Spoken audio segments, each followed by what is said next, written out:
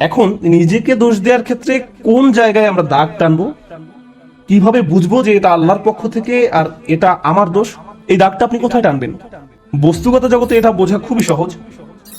বস্তুগত জগৎ বলতে আমি কি বোঝাচ্ছি, যেমন আমার গাড়িতে যদি আমি গ্যাসোলিন দেওয়ার পরিবর্তে পানি দিই, তারপর এটা না চলে, তখন পরিষ্কারভাবে আমি বলতে পারি না যে এটা আল্লাহর পরিকল্পনা। অথবা আপনি যদি সবসময় জাঙ্ক ফুড খেতে থাকেন, মিষ্টি জাতীয় খাবার সবসময় খেতে থাকেন, তারপর ৪৫ বছর বয়সে ডায়াবেটিসে আক্রান্ত হন, তখন আপনি বলতে পারেন না ইয়া আল্লাহ আমি কি বিপদে পড়ে গেলাম, এটা আল্লাহর পক্ষ থেকে পরীক্ষা। না, এটা আপনার মন্দ খাদ্যাভ্যাসের পরীক্ষা। আপনি শশা না খেয়ে সুইস রোল খেতেন বা এরকম যাই খেতেন না কেন, আপনি জাঙ্ক ফুড খেতেন, তাই এমনটা ঘটেছে। সুতরাং বস্তুগত জগতে কমন সেন্স দিয়ে সবাই কারণ এবং ফলাফল বুঝতে পারে। নৈতিক জগতে আপনি সালাত মিস করলেন কারণ দেরিতে ঘুম থেকে জেগেছেন, ফজর নামাজ পড়তে পারেননি, এখন দেরিতে পড়েছেন। একই দিনে আপনার একটা চাকরির ইন্টারভিউ ছিল, ইন্টারভিউ ভালো হয়নি, তখন আপনি ভাবতে থাকলেন এমনটি ঘটেছে কারণ আমি সালাত মিস করেছি। এখন এর উত্তর হলো সালাত মিস করার কারণে এমনটি হতে পারে, আবার নাও হতে পারে। নিশ্চিত করে জানার কোনো উপায় নেই। আপনি বা অন্য কারো পক্ষে এর আসল কারণ জানা কখনোই সম্ভব না। কিন্তু যে জিনিসটি আপনাকে সাহায্য করবে তা হলো আল্লাহ বলছেন, আমি আমার বান্দার নিকট তেমন যেমনটি সে আমার সম্পর্কে ধারণা করে। আপনি যদি ধারণা করেন নামাজ মিস করার কারণে আল্লাহ আপনার উপর প্রতিশোধ নিয়েছেন, তাহলে আপনার নিকট আল্লাহ তেমনই। কিন্তু আপনি যদি এভাবে চিন্তা করেন যে আমি আমার যথাসাধ্য চেষ্টা করেছি, ইন্টারভিউতে ভালো উত্তর দিয়েছি, এটা সম্ভবত আমার জন্য ভালো চাকরি নয়, যদি ভালো চাকরি হতো তাহলে আল্লাহ আমার জন্য এর ব্যবস্থা করে দিতেন। এখন আপনার যদি এই দৃষ্টিভঙ্গি থাকে, তাহলে আপনার সকল ভুল ত্রুটি সত্ত্বেও আল্লাহ আপনার নিকট তেমনই। আমাদের দায়িত্ব হলো যখন আমরা ভুল করি তখন ইস্তেগফার করা। আল্লাহর প্রতিশোধের জন্য অপেক্ষা করা আমাদের কাজ নয়। ব্যাপারটা বুঝতে চেষ্টা করুন। আমাদের কাজ এটা নয় যে ও আমি তো পাপ করে ফেলেছি, এখন আল্লাহ কোনো না কোনো ভাবে আমাকে শাস্তি দিবেন। এজন্যই আল্লাহ বলছেন ওমা আসাবাকুম মিন মুসিবাতিন ফাবিমা কাসাবাত আইদিকুম, তোমাদের উপর যেসব বিপদ আপদ পতিত হয় তা তোমাদের কর্মেরই ফল। তোমরাই তোমাদের দুই হাতে এটা অর্জন করেছো, তুমি নিজেই নিজের জন্য এটা ক্রয় করেছো। এমনকি আধ্যাত্মিক জগতেও আমাদের কর্মের কারণে আমাদের উপর বিভিন্ন বিপদ আপদ পতিত হতে পারে।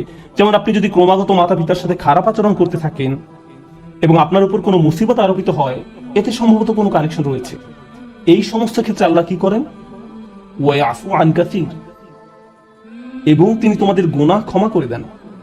বস্তুগত জগতে আপনি যদি 2 তলার ছাদ থেকে লাফ দেন, ফলাফল ভোগ করতে হবে। আল্লাহ বলবেন না যে এইবার আমি তোমার পা ভাঙবো না, না না, যা ঘটার তা ঘটবে। আগুনে যদি হাত রাখেন তা পোড়া যাবেই। আল্লাহ বলবেন না যে তুমি তো আজকে ফজর নামাজ পড়েছো, তোমার হাত পুড়বে না, এমনটা ঘটবে না। কিন্তু যখন আধ্যাত্মিক জগতের কথা আসে, তিনি বলছেন ওয়ায়াফু আন কাসীর, তিনি সাথে সাথেই প্রতিশোধ নেন না। আল্লাহ এভাবেই আমাদের সাথে আচরণ করেন, ওয়ায়াফু আন কাসীর। এই ব্যাপারটা আমাদের মনের মাঝে গেঁথে নিতে হবে। যে কারণে আমি আজ এই আলোচনা সূত্রপাত করলাম তা হলো আমাদের উম্মায় প্রতিদিন যে আধ্যাত্মিক অপরাধটি সংঘটিত হয়, তা হয় একজন স্নেহের মানুষের হাতে অন্য একজন স্নেহের মানুষের, পিতামাতা, স্বামী স্ত্রী। কখনো কখনো আমরা আমাদের স্নেহের মানুষদের সবচেয়ে জঘন্য কথাটা বলে বসি। মাঝে মাঝে আমরা সেসব কথা বলে আল্লাহর নামে। তুমি যা করছো তার জন্য আল্লাহ তোমাকে শাস্তি দিবেন, একদিন তোমাকে বিচারের কাঠগড়ায় দাঁড়াতে হবে। তুমি যা করছো তা আল্লাহ কোনোদিন ক্ষমা করবেন না। মা তার সন্তানকে এভাবে বলে, স্ত্রী স্বামীকে বলে, ভাই বোন একে অপরকে বলে। মনে হয় যেন আল্লাহ কোনো রাগান্বিত অস্ত্র যে আপনি যে কোনো সময় প্রয়োগ করতে পারেন।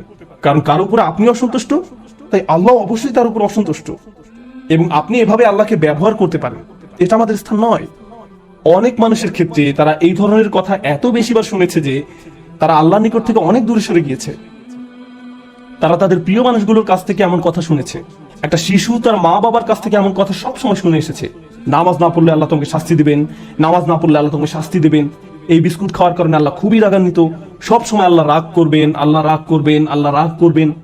এই ছেলেটি যখন 16-17 বছর বয়সে পৌঁছায়, সে আল্লাহর সাথে তখন আর কোনো সম্পর্ক রাখে না। যখন সে শুনে আল্লাহ দয়ালু, ক্ষমাশীল, তার তখন এই কথা বিশ্বাস করতে কষ্ট হয়। কারণ আল্লাহ সুবহানাহু ওয়া তাআলা সম্পর্কে এমন ধারণা নিয়ে সে বড় হয়নি। তার কাছে মনে হয় প্রতিবার সে আল্লাহর কারণে সমস্যায় পতিত হয়েছে। তারপর এই পিতামাতাই বলেন, আমরা তো এই ছেলেকে ছোটবেলা থেকেই ইসলাম শিখাচ্ছি, আমি জানি না কেন সে ইসলাম থেকে দূরে সরে যাচ্ছে। কিন্তু কোন আল্লাহ সম্পর্কে আপনি তাকে শিক্ষা দিয়েছেন? একজন রাগান্বিত আল্লাহ, এমন আল্লাহ যিনি শুধু শাস্তি দিতে চান। অথচ আল্লাহ বলছেন মা ইয়াফআলুল্লাহু বিআযাবিকুম, তোমাদের শাস্তি দিয়ে আল্লাহ কি করবেন? আল্লাহ নিজেই এই কথা বলছেন তোমাদের পিছনে লেগে আল্লাহ কি করবেন? তাই মানুষ খারাপ পরিস্থিতিতে পড়লেই মনে করে আল্লাহ তাদের শাস্তি দিচ্ছেন, আল্লাহ তাদের কষ্ট দিচ্ছেন। তার এমন পরিস্থিতি আল্লাহ তৈরি করেছেন, আল্লাহ তাদের কষ্ট দিচ্ছেন। আমার এক কলিগ আমাকে একটা কথা মনে করিয়ে দিয়েছিলেন। মালয়েশিয়া আসার সময় কোত্থেকে হঠাৎ করে, এমনটা আগে কখনো হয়নি, আমার টনসিলে ব্যাকটেরিয়ার আক্রমণ ঘটে। এটা এমনভাবে ফুলে গিয়েছিল যে আমার গলার অর্ধেকটা ব্লক হয়ে গিয়েছিল। আমার কাছে মনে হয়েছিল একটি নাকের ছিদ্র বন্ধ হয়ে আমি যেন ডুবে যাচ্ছি। আমি তখন আবুধাবি থেকে এখানে আসার মাঝপথে বিমানে ছিলাম। বিমান থেকে নেমে দ্রুত একটা ক্লিনিকে গেলাম। তারা বলল, তোমাকে অমুক অমুক ভারী চিকিৎসা নিতে হবে।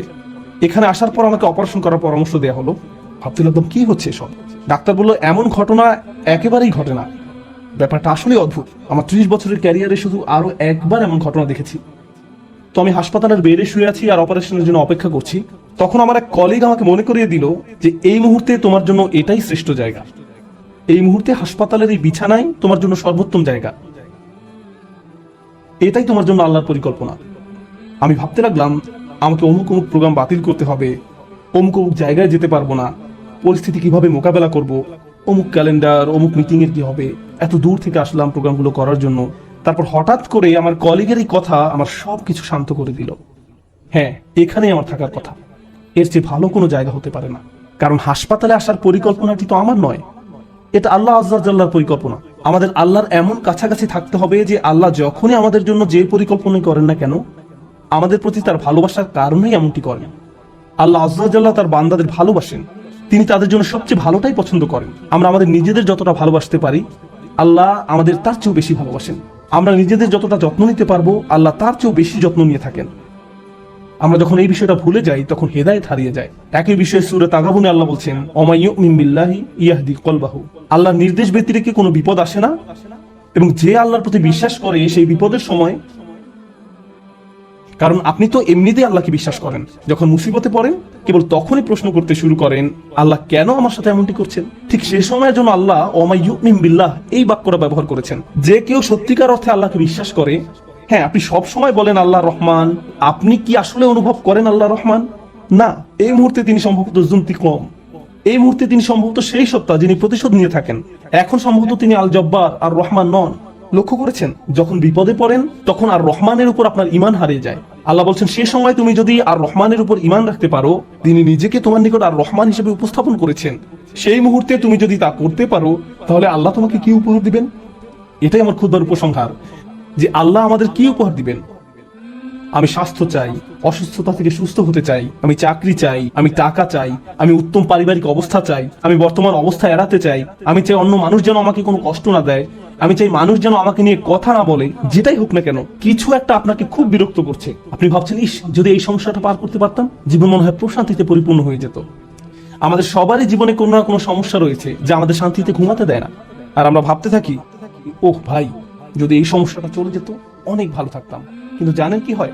যদি এই সমস্যাটা চলে যায়, পরবর্তীতে আরেকটা এসে হাজির হয়। আর যখন নতুন সমস্যা এসে দেখা যায়, আপনি ভাবেন পূর্বের সমস্যাটা আরো সহজ ছিল। এটা তো অনেক বড় সমস্যা। আপনি যদি আল্লাহর উপর ভরসা রাখতে পারেন, আল্লাহ আপনাকে কি দিবেন? তিনি আপনার সমস্যা শেষ করে দেন না। এই পৃথিবীর জীবনে আপনি কখনো সমস্যা ছাড়া থাকতে পারবেন না। যদি সমস্যা চলে যেত, তাহলে ইয়াকুব আলাইহিস সালামের জন্য আমাদের তুলনায় অনেক আগেই সেটা দূর হয়ে যেত। যদি ঈমান থাকার মানে হয় আপনার কোনো সমস্যা থাকবে না, তাহলে মরিয়ম আলাইহিস সালামের কোনো সমস্যা থাকা উচিত ছিল না। রাসূল সাল্লাল্লাহু আলাইহি সাল্লামের কোনো সমস্যা থাকার কথা ছিল না। আল্লাহর কাছাকাছি মানুষদের জীবনী পড়লে আপনি দেখবেন তাদের জীবন ছিল সমস্যায় পরিপূর্ণ, বড় বড় সমস্যা। আর আপনি শুধু এই সমস্যাগুলোর কথাই পড়ছেন। আপনি পড়ছেন তারা কিভাবে একটা সমস্যা থেকে আরেকটা সমস্যা জীবন অতিবাহিত করে গেছেন। আল্লাহর একজন মহান রাসূল ছিলেন ইউসুফ আলাইহিস সালাম। তার জীবনের দিকে তাকালে দেখবেন ছোটবেলা থেকেই তিনি সমস্যায় আক্রান্ত ছিলেন। তাহলে আমি এই প্রশ্নটি বারবার করছি, আল্লাহ তাহলে আপনাকে কি দিচ্ছেন? আপনার জীবনের অতি ভয়াবহ সমস্যার সময় যখন আল্লাহর উপর পূর্ণ বিশ্বাস রাখেন, এর বিনিময়ে আল্লাহর কাছ থেকে কি পাবেন? যখন মানুষ আপনাকে বলতে থাকে আল্লাহ তোমাকে অপছন্দ করেন, তাই তোমার জীবনে এসব ঘটছে, বিপরীতে আপনিও ভাবতে শুরু করে দেন আল্লাহ মনে হয় আমাকে শাস্তি দিচ্ছেন, তাই আমার জীবনে এসব বিপদ আপদ ঘটছে।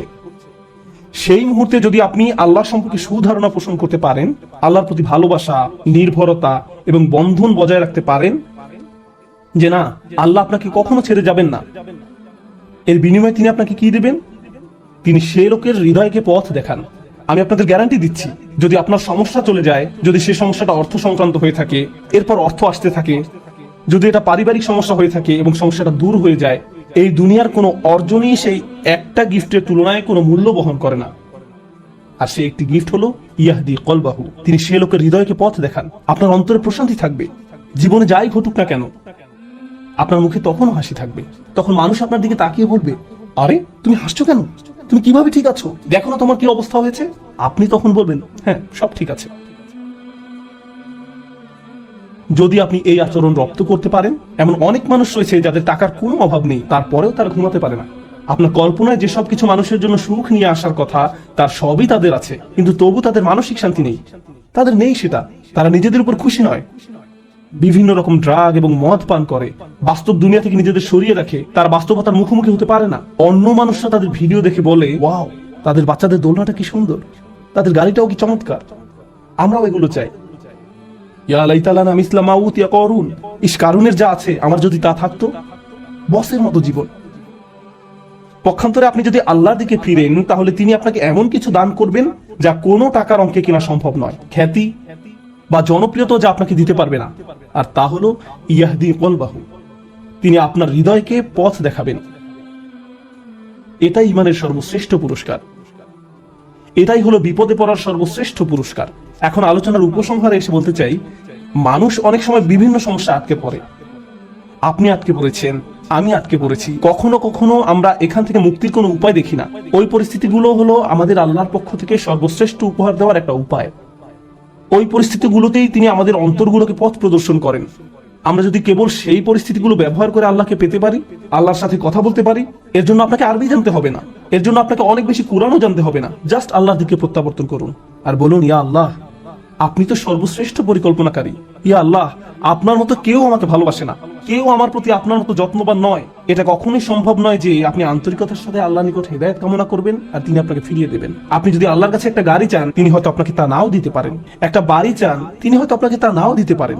আপনি যদি তার নিকট আপনার রোগ ভালো করে দেওয়ার জন্য দোয়া করেন, হয়তো তিনি ভালো করবেন অথবা ভালো করবেন না। কিন্তু একটি বিষয়ে নিশ্চিত তিনি আপনাকে দিবেন, যদি আপনি আন্তরিকতার সাথে প্রার্থনা করেন, আর তা হলো হেদায়েত। তার সন্তুষ্টিপ্রাপ্ত বান্দাদের দলে চলার পথ, গাইডেন্স, তিনি আপনাকে এটা দেবেন। আর যখন তিনি আপনাকে এটা দান করবেন, তখন এমনিতেই অন্য সব সমস্যার সমাধান হয়ে যাবে।